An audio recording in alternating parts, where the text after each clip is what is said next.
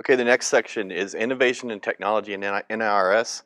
I'm David McIntosh. I'm from the University of Tennessee. There, my role is coordinator for the Beef and Forage Center, which basically we take research, extension, everything and combine it into one location and deliver materials, make sure everyone's on the same page, make sure our research projects are cross-collaborative with other departments, and it's a fun job. But I use NIRS as my hobby.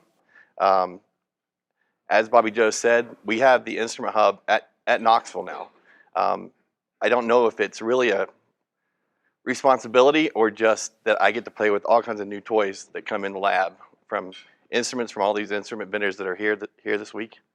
And as you know, Forage is one of the most difficult in our applications to do well.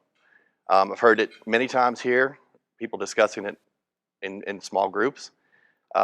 And it has to do mainly with the number of constituents. And we're also learning that those constituents really require different signals within the machines. And in the consortium, we've gone from the older instruments, now we're transitioning to newer technology. And those newer technologies can predict better constituents such as microminerals, can predict digestibilities a little bit better. And so we're learning that as we go.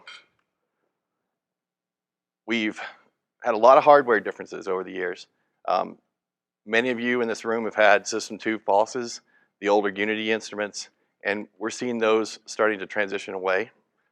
And we've all learned that the performance with those machines is very high. And they're optically well matched now as well. So from instrument to instrument, there's a little bit less variation from what they were before. Software, it's getting easier to automate the processes. It's easier to take a machine and standardize to another machine. Your results are traceable. And you also get networking and remote management, which is probably my favorite thing that's come out in the last few years. For innovation technology, we definitely focus on calibration performance in the consortium. But the biggest things that we deal with on a daily basis is dried and ground samples. Most commonly and best performing, we always try to make sure that our users are doing the same preparation that's going into the models.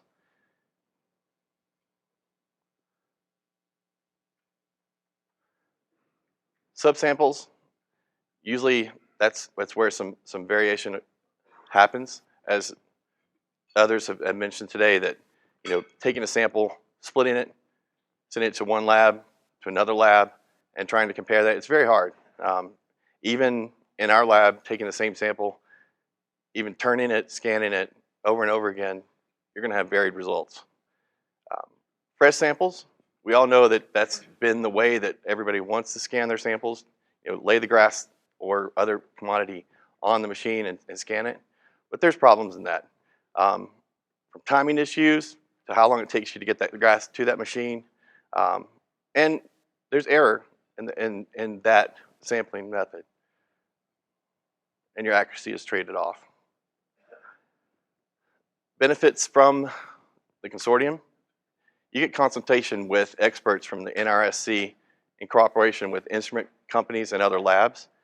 In this room, there's a lot of collaboration, a lot of sharing, and that's one of the benefits of the consortium. The NRSC has a staff that provides resources and expertise, and we also can connect you with other professionals in your field that use the equations and NIRS technology that you might not know. And we're also going to start having professional development opportunities, and I think that's probably the most exciting part that I'm going to talk about. In the instrument hub, we have right now five instruments, and usually some others come and go.